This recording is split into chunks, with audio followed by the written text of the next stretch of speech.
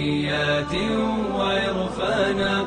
ألا حييت من عيد أتانا بعدما بانا، أتانا وهو مبتهج يزف الأنس ألوانا. السلام عليكم ورحمة الله، مساء السعادة ومساء الجمال والبركة. يا أهلا وسهلا بكم في صور وحكاوي جديدة من لقائنا الثاني من برنامج ذكريات من عيدنا. وكل عام وإنتم سعادة العيد لكل من أحبكم وحبيتوه. ولو أنت مستمع جديد للقاء اليوم أرحب فيك وأقول لك من العايدين ومن الفايزين. ظل العيد مبتسما يحيي اليوم أوطانا، وعاد ما بانا أتانا وهو مبتهج يزف الأنس ألوانا. اللقاء الماضي أخذتكم في جولة سريعة جدا كذا عن فرحة ليلة العيد وأجواء الأسرة وهي تستعد لاستقبال العيد، ابتداء من تنظيف السجاد إلى ترويشة العيد حقة الأطفال اللي هو إحنا، وفستان العيد وفطور العيد. وطلبت منكم تتركوا لي تعليقاتكم حول الذكريات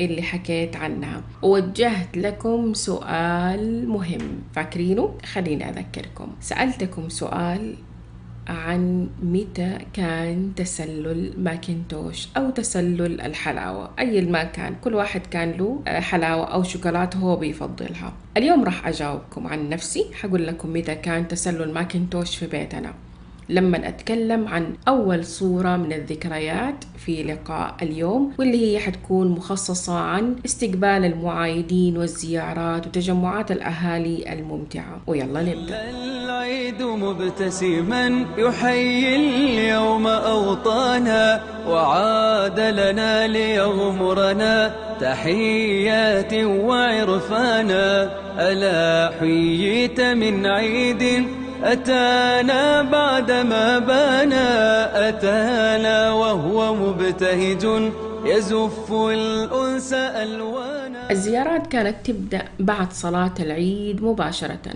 طبعا جيدنا فطرنا، يعني لو جينا كده أحكيكم عن الجدول تبع يوم العيد الأول، كان بالترتيب كده: صلاة الفجر، وبعدين فطور العيد، وبعدين صلاة العيد، وبعدين الزيارات. ما في شيء اسمه نعسانين ونبغى ننام، كلنا متحمسين وفرحانين راح نبدأ نروح للعيد. هذه كانت كلمتنا، رايحين للعيد حسب مفهومنا في ذاك الزمان. من عاداتنا كان إنه الرجال والأطفال هم اللي يخرجوا للمعايدة، أما الأخت الكبيرة والأم عادة يكونوا في البيت يجهزوا الغداء. ولهم كمان دور ثاني، اللي هو لو جو ضيوف، جو معايدين زوار في غياب راعي البيت، يعني كانت الوالدة الله يغفر لها تلبس حجابها بالكامل وتفتح الباب بعد ما تتوارى ويدخل الضيف. طبعا اللي يرضى يدخل حسب القرابة، إذا كان صلة قرابته بينا قوية يعني أعلى، فهو عادة بيدخل البيت ويقبل الدعوة من الوالدة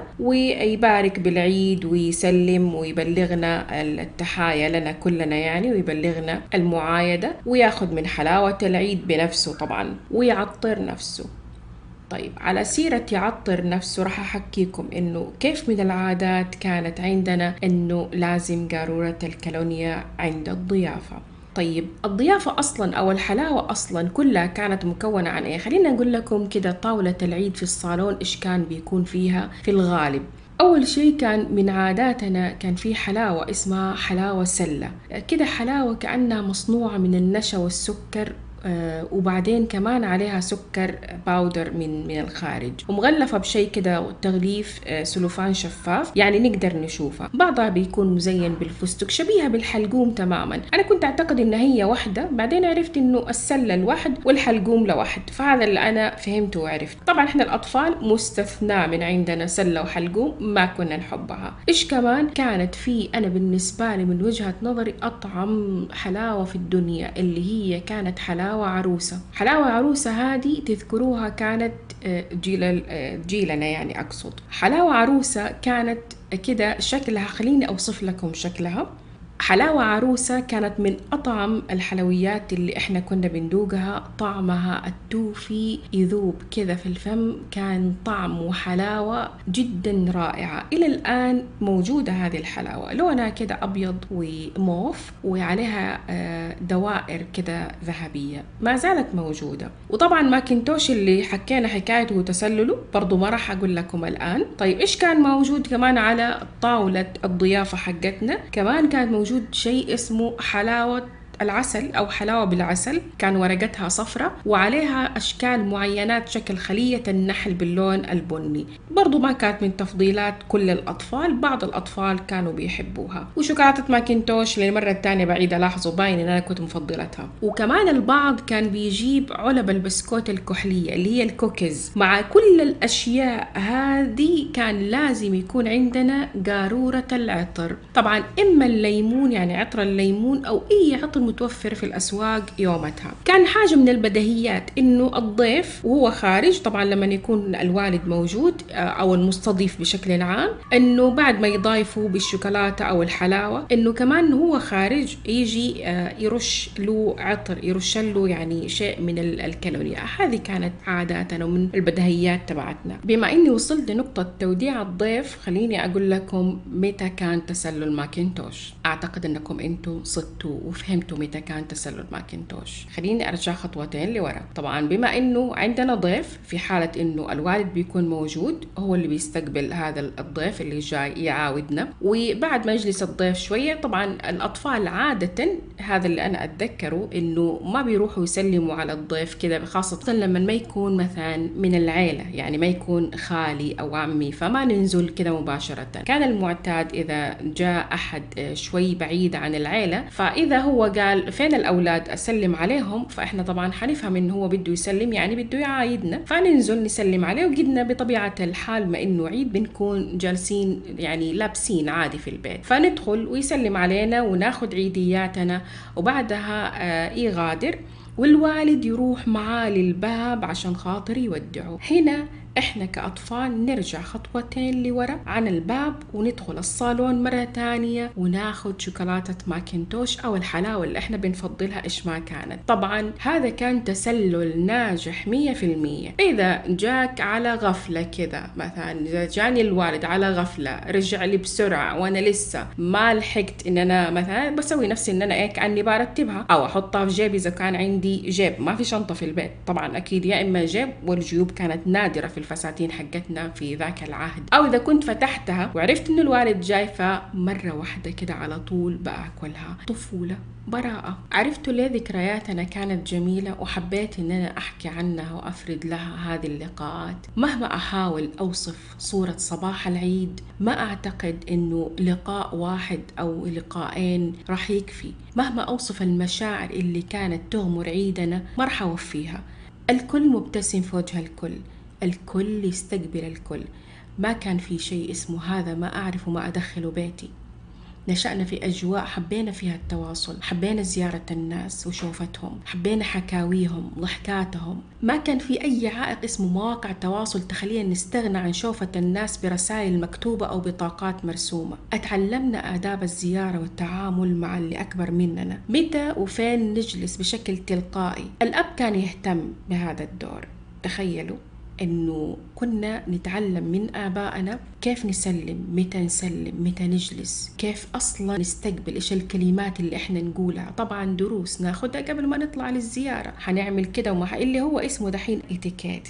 يعني كان الأب مسؤول إنه هو يعلم أبنائه قيم ومبادئ التواصل ببساطة تامة وبشكل تلقائي. كانت عادات صغيرة تولد لنا سعادة كبيرة، سعادة صادقة نشعر بها في اللي بنسمع واللي نشوفه، سعادة تخليك تشعر إنك طول ما أنت ماشي في الشارع كأنك في بيتك، مو حارتك بس، لا حقيقي كأنك في بيتك وكأن الناس كلهم هذول أخوانك. أطل العيد مبتسما يحيي اليوم أوطانا، وعاد لنا ليغمرنا تحيات وعرفانا. ألا حييت من عيد أتانا بعدما بانا، أتانا وهو مبتهج يزف الأنس ألوان. كنا نخلص المعايدة على الساعة 11 تقريبا، من الصباح لين 11 أو أحيانا إلى الظهر،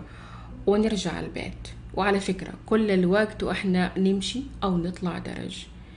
لا تتخيلوا إني أمزح وأقول لكم كان في مصعد. ما في مصاعد على زمننا برجولنا، إما إحنا بنمشي في الشارع أو بنطلع درج ونجلس شوية في البيت اللي إحنا قصدنا زيارته، وناخد ضيافتنا وننزل مرة تانية على عجالة. يعني جلستنا في بيت الناس كانت ممكن تكون 5 دقائق، إذا مرة طويلة 10 دقائق، ونرجع نعاود مرة تانية الكر والفرق، قصد الزيارات. عن الأجواء أقدر أقول لكم إنها كانت حارة، بس مو زي رمضان. طبعا يبدأ الجو يبرد شوي شوي بعد ما نخرج من رمضان. أعتقد إن إحنا كنا بنستمد طاقتنا في إن إحنا بنمشي وبنعاود وبنطلع درج ومن غير من مل أبدا. هي السعادة بتعطينا طاقة، ما راح أتدخل بشكل علمي، ما راح أقول لك هرمون الدوبامين أو غيره، لأ سيبك من ذا الكلام. خليني أقول لك بشكل بدهي، أنت جربه، أنت جربيه مع نفسك، إنه السعادة بتعطيكي طاقة عالية جدا تخليكي سعيدة ومبسوطة. كل واحد مننا إذا جاله في يوم خبر،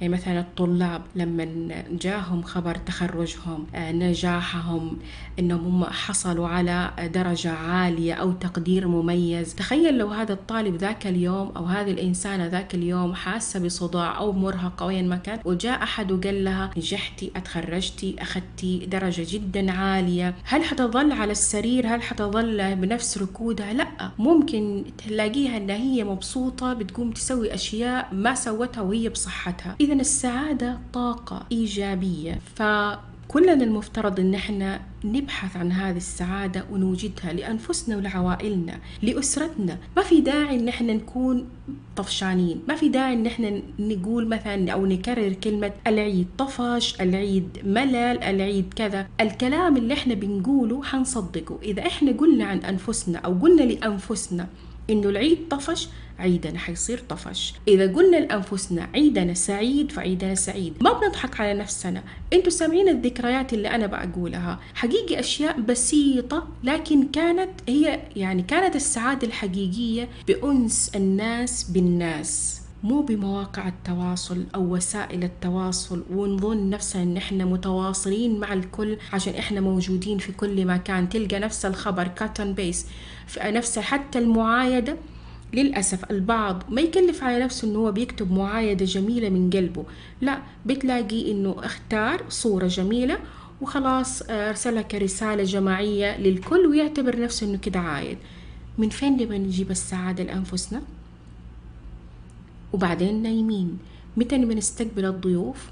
احنا نبغى نتحكم متى نستقبل الضيوف، واصلا ما احنا فاضيين. حتى الضيوف هذولا البيت يترتب، هذا الزمن ده اللي بتكلم عنه مو زمن جيل الثمانينات، لا، الان اللي هو نقدر نقول جيل الألفية الثانية.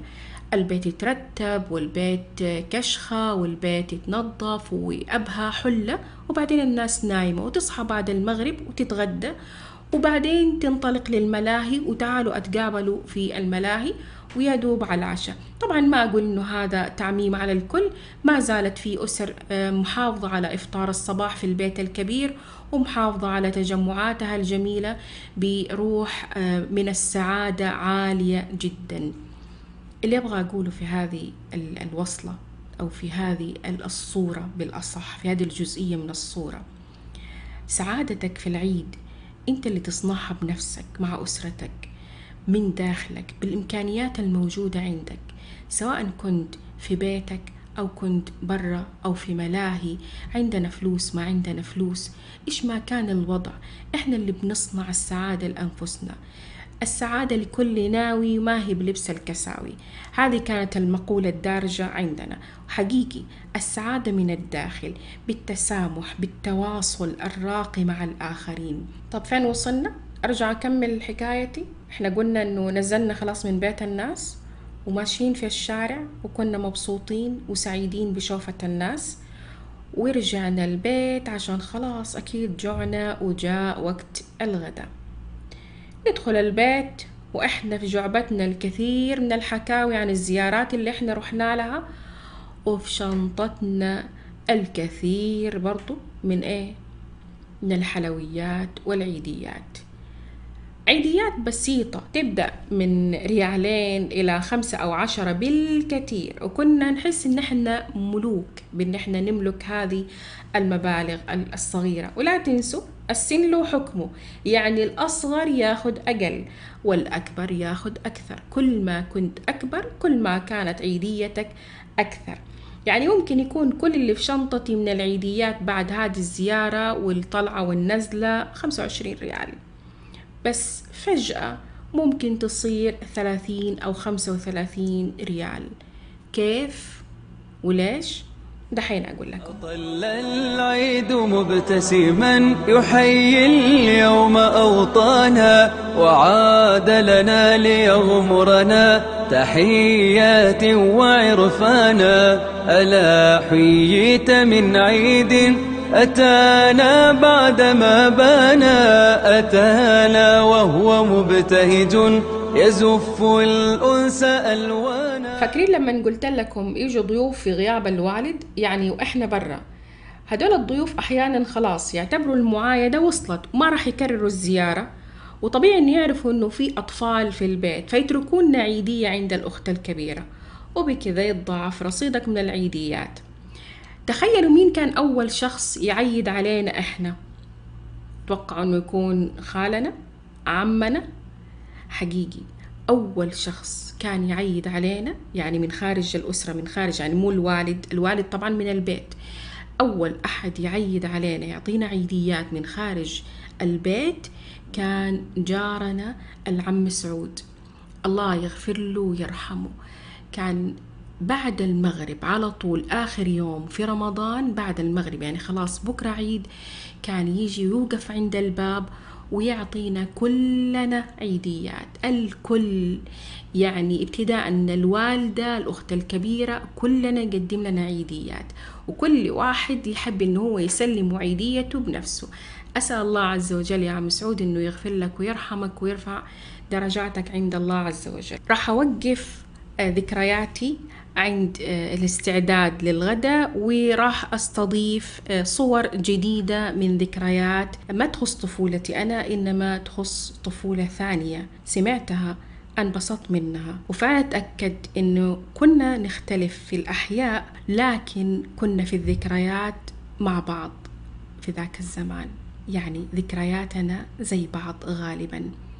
أرحب بضيفتي الأستاذة أفراح الدميري، استشارية تسويق ومسؤولية اجتماعية. مساء الخير أفراح، وأهلا وسهلا فيكي، وكل عام وإنتي بخير وسعادة. المايك معاكي، أتفضلي. أهلين مريم، مساء الخير عليك وعلى كل حد بيسمعنا. شكرا على استضافتك، وخليني أبدأ بإني أعيدكم وأقول لكم كل سنة وأنتم طيبين. بالنسبة لذكرياتي عن العيد يا مريم، والله هي كلها ذكريات بهجة وفرح. أتذكر صلاة العيد في المشهد، التكبيرات، لمتنا بعد الصلاة. يعني إحنا بيتنا ولله الحمد كان يعتبر البيت الكبير على ما يقولوا، فكان الكل بيتجمع عندنا ونفطر سوا. تعرفي عادة الشعرية المقلية أهم شيء يميز فطورنا، فكانت أجواء جميلة والله ومرة مميزة. يمكن حنفتقدها السنة هذه، ولكن نقول بعود الأيام يا رب. كمان في ذكرى عزيزة علي من أيام الطفولة، هي نزلتي على باب مكة في ليلة العيد، لأنه الوالد الله يرحمه كان عادته إنه ينزل يجيب المقاضي حق العيد من هناك. فأنا كنت أحب أنزل معاه وكده. وأنا كنت متحمسة، يعني كان يبهرني الشارع، الأنوار، الناس فرحانة، الابتسامات، الكل بيعيد على بعض. تلاقي هذا يقول له من العايدين، الثاني يرد عليه يقول له من الفايزين. فصراحة يعني هي ذكرى جميلة في قلبي وعالقة في ذهني إلى الآن. كمان طبعا العيديات وكيف كنا نغيظ بعض، وكل حد بيقول للتاني أنا عيديتي أحسن منك وأكتر منك. كلها ذكريات مفرحة دائما، يعني الحمد لله دائما بتذكرها بابتسامة. وشكرا على استضافتكم مرة تانية، ويا رب يا رب تنزح عننا هذه الغمة ويجمعنا بأهالينا وأحبابنا قريبا بإذن الله. شكرا أفراح على المشاركة الجميلة، يعطيك العافية، أسعدتيني بهذه المشاركة. مع مشاركة أفراح نختم حلقتنا أو لقاءنا اليوم، وأكمل معاكم بكرة. أنا ما حكيتكم حكاية كنت وعدتكم أن أنا أقول لكم إياها، اللي هي إيش الشيء اللي إحنا ما كنا نحب إن إحنا نضايفه، بس الوقت خلاص قرب إنه هو ينتهي، فمعلش سامحونا، ممكن ندخرها لبكرة، نخليها في اللقاء اللي بعده. وكمان بكرة إن شاء الله في اللقاء القادم والأخير راح تسمعوا مني إنه لما نرجع من الزيارات حقتنا إيش اللي كنا نهتم إن إحنا نحكيه، إيش كانت حكاوي الأولاد وإيش كانت حكاوي البنات، وإيش الشيء اللي عادة كان الأهل بيحبوا إن هم يسمعوه بعد الزيارات، سواء كان من الوالد أو سواء كان من الأطفال اللي هم إحنا. وباقي كمان أحكيكم عن برحة العيدروس، الألعاب والمراجيح، وراح أوصفها لكم قد ما أقدر عشان خاطر تعرفوا إنه كيف كنا عايشين في زمن كنا بنصنع السعادة بأنفسنا من دواخلنا بأشياء بسيطة، لكننا كنا مبسوطين جدا جدا ما تتخيلوا. يعني لو أقول لكم ملحوظة في ختام أو الحلقة أو قبل ما أختم الحلقة، إنه أحيانا في ليلة رمضان أو أول يوم من رمضان بالأصح ممكن يصير في احتدامات بين الناس، إما وهي في صف الفول، يعني قصدي طابور الفول بتشتري، أو أي مكان إن كان، إلا ما نشوف إنه يعني أصوات ترتفع، أحيانا احتدامات معينة. ليلة العيد ما في الكلام ده، جدا الناس مبسوطة بطريقة يعني عجيبة. لو جيتوا رجعتوا للذكريات سواء كان في زمنكم هذا أو الزمن الجميل اللي أنا بحكي عنه جيل الثمانينات وغيرها، ما تلاقوا فيه احتدامات، ما تلاقوا فيه أصوات عالية. لو عليت الأصوات فهي بالضحكات، ضحكات السعادة، القلوب الصافية والجميلة. فبالتالي العيد سعادة. استودعتكم الله، وألقاكم إن شاء الله في صور جديدة في اللقاء الثالث والأخير بحوله تعالى، واتمسوا على خير. السلام عليكم. أتانا بعدما بانا، أتانا وهو مبتهج يزوق الأنس ألوانا.